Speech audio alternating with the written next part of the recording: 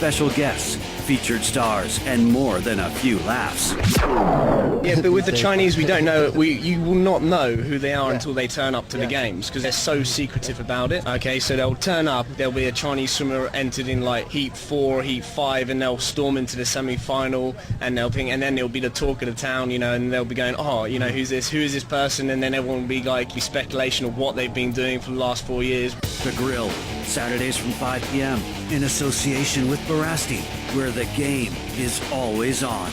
Exclusively on Dubai Eye 103.8.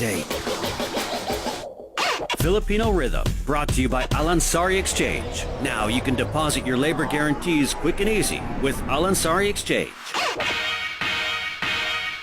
Kayo pa rin yung nakikinig sa programang Filipino Excellence in the Middle East. Ito na po ang pinaka-last portion natin. At maraming salamat kay Lay Garcia at kay nakikinig ngayon. At si Dante Heras, nakikinig rin pala siya. O Dante, paghanda mo yung bowling ng tournament ng PICPA. At ingat po kayo pag-uwi, Tess and Mai, at mga kasamaan mo. At sana nakarating ng safe si na Eric, si Edmund, tapos si Nanay Ligaya. So, tuloy tayo sa dugo, wheelchair, at iba pa. May tanong ako, May tanong ako, Art, Daddy Blue. Kasi they have been giving so much sa community at sa mga kabayan natin sa Pilipinas. Pero hindi mo maiwasan na sa panahon ngayon may recession and all this, no? So, ano naman ang maibibigay sa inyo ng grupo, sa mga members nyo? Normally kasi, ang naging prinsipyo kasi ng APO is dapat iniisip mo kung ano yung maitulong mo, hindi yung ano ang maitulong sa'yo. Pero in times of recession, like for instance, it's all started last 2008, yung pag sobrang ano ng 2008-2009. Financial crisis. So, financial crisis. So, ang naging ano ng APO is hawak kamay lang talaga. Kung sino yung nangangailangan, like for instance, may mga bagong dating na, oh bro, ganito, ngayon mas in ang safety.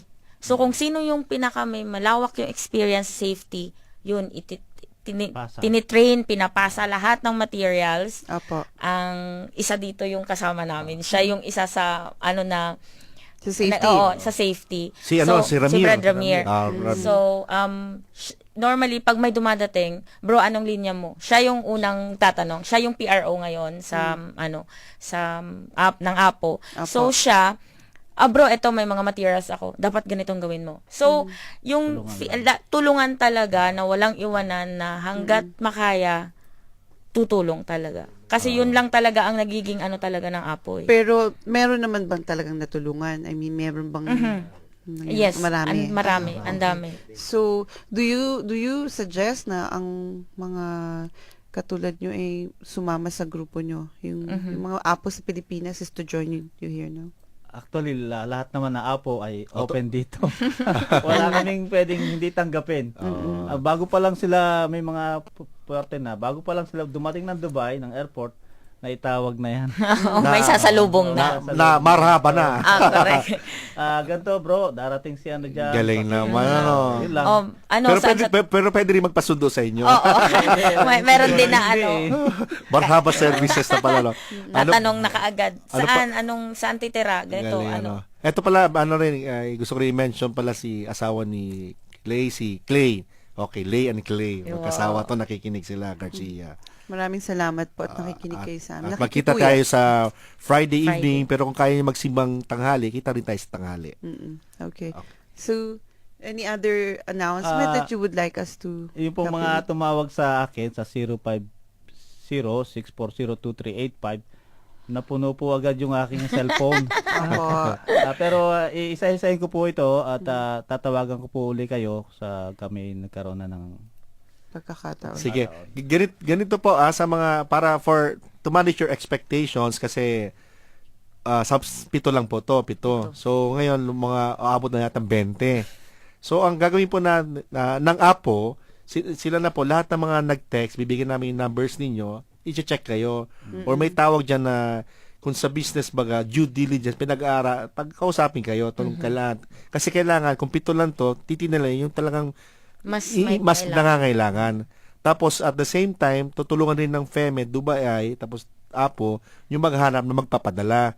Kaya nanawagan kami sino nag-work sa mga cargo express companies na volunteer rin po kayo at i-mention namin ang name ng company ninyo sa next show namin. Ano? Yung pang makagbibigay ng wheelchair pa. Talagang kailangan. Yan. Oo. Tapos, ano nga yung activity ni Rocky Lou Parroco? Yeah, it is called Jumpstart Kabayan. It's a one-day knowledge sharing session. Libre po ito, dedicated to our kababayans who are on visit visa and are looking for job opportunities here in the UAE. Na ito naman, 30 lang ang pwedeng ma-accommodate. But Okay. then again, malay nyo, kung para sa inyo isang upuan, go ahead.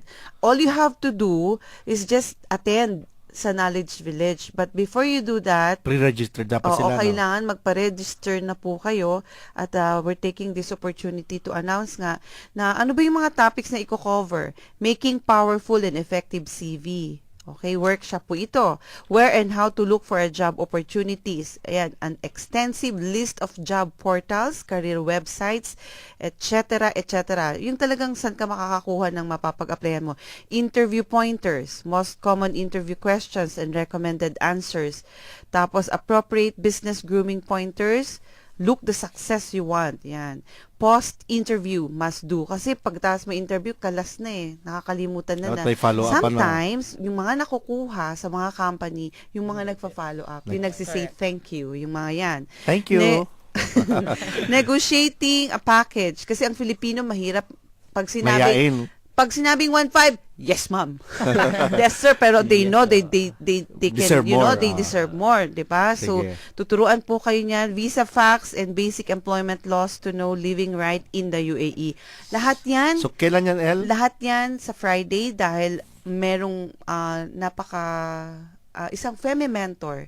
Ang pangalan niya po ay si Lou Parroco. At asawa niya, isang family Isang mentor rin, femme- si Rocky oo, Parroco. Si Rocky Parroco. So, Na etong kawang-gawa nila. Oo, kawang-gawa nila every year. Every They May, always every think, oo, kasi kaarawan nila, so they offered this, instead na mag-party sila, they offer something for the kababayan. So ngayon, Mabuhay kung kayo, ikaw- bro and sis. Ha? kung ikaw ay visit visa holder at kailangan mo itong mga na-mention natin kanina, then either you send an SMS, so 4001, attention to Lou Parroco, and then we can do something about your future. Okay, sige. What else? Ito, mag-final message na tayo sa kanila. Oo, pero before then, pasensya na, Daddy Blue, kailangan ko lang din sabihin to. Kung kilala nyo si Annabel Deveco, naiwan niya yung passport niya sa taxi. Oo, with visa ha. So kung kayo po ay kilala nyo po si Miss Annabel Deveco, pwede rin pakisabi na yung passport niya po ay nasa isang Filipina at kung pwedeng mag-email din or mag-Facebook kayo sa Feme Wall, sabihin nyo kung saan siya tatawagan. Importante to. Okay, thank you. Tanong ko po kung pwede po ba magpa-member sa APO? No, Di ba dapat kaya ako ako sa tinatanong Pilipinas yan. o dito? Ah, Di ba APO sa college lang yan? sa Yes. college lang dapat estudyante ka. So, bumalik ka sa college. So, graduate ka na, mag-i-enroll ka. Yun nga. May gumagawa ng gano'n.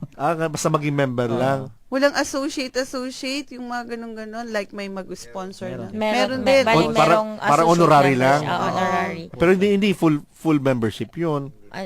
Associate member ka, but then may mga privileges and rights ang APO na initiated, kumbaga full-fledged APO na hindi mo makukuha. Okay, sige. Nick Atienza, presidente ng APO. Di ba may mga abbreviation pa yung APO? May 88. Ano ba yung APO? Alpha, Pi, Omega. Tapos meron pa, United Arab Emirates. Alumni Association 96. Yun, alam ko may number eh. 96. Yung Ano 96, yun yung Alumni Association number. Number. Number na- 96 Second kayo number. worldwide? Yes. Ang laki pala, no, ha?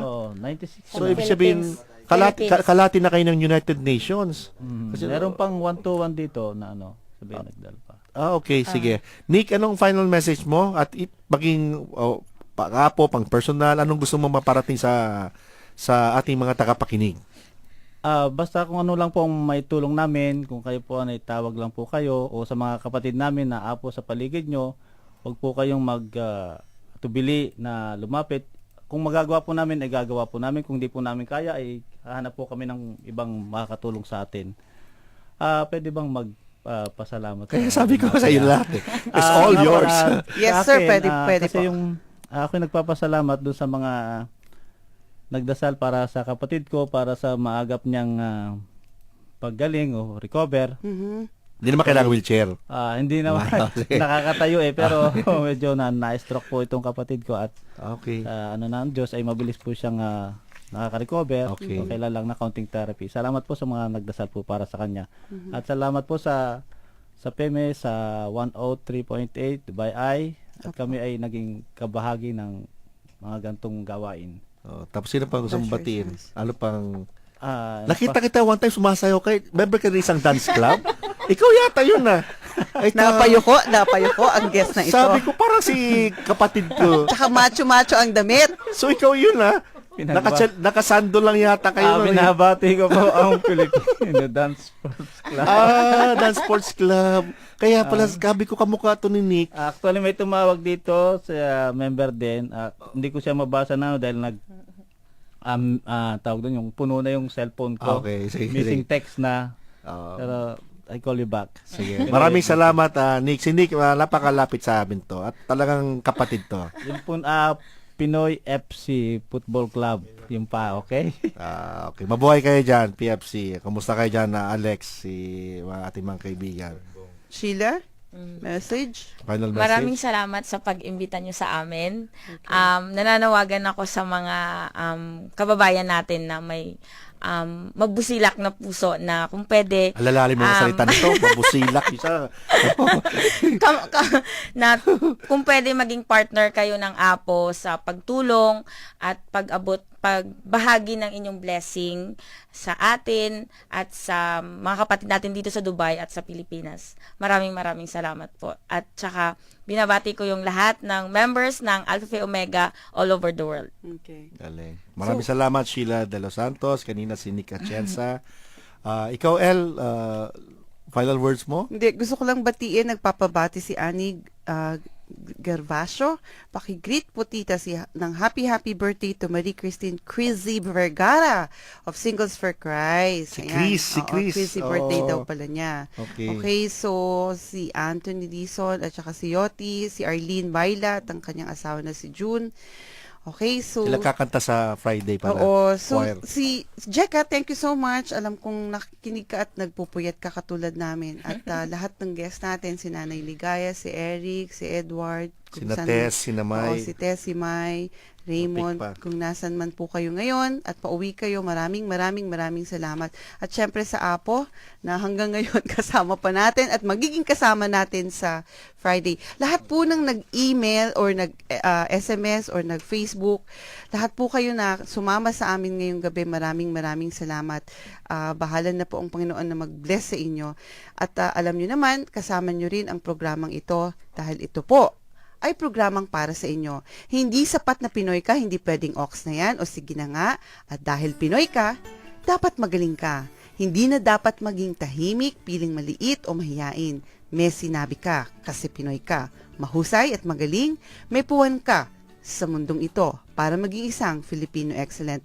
Ito po si El. Salamat sa inyo and God bless. Sa programang ito, walang bata o matanda, mayaman o mahirap, may pinag-arala o wala. Basta Pinoy ka at magaling ka, dito ka, kasama ka namin sa pagsulong ng isang mahusay at magaling na Pilipino. Mabuhay tayong lahat at God bless.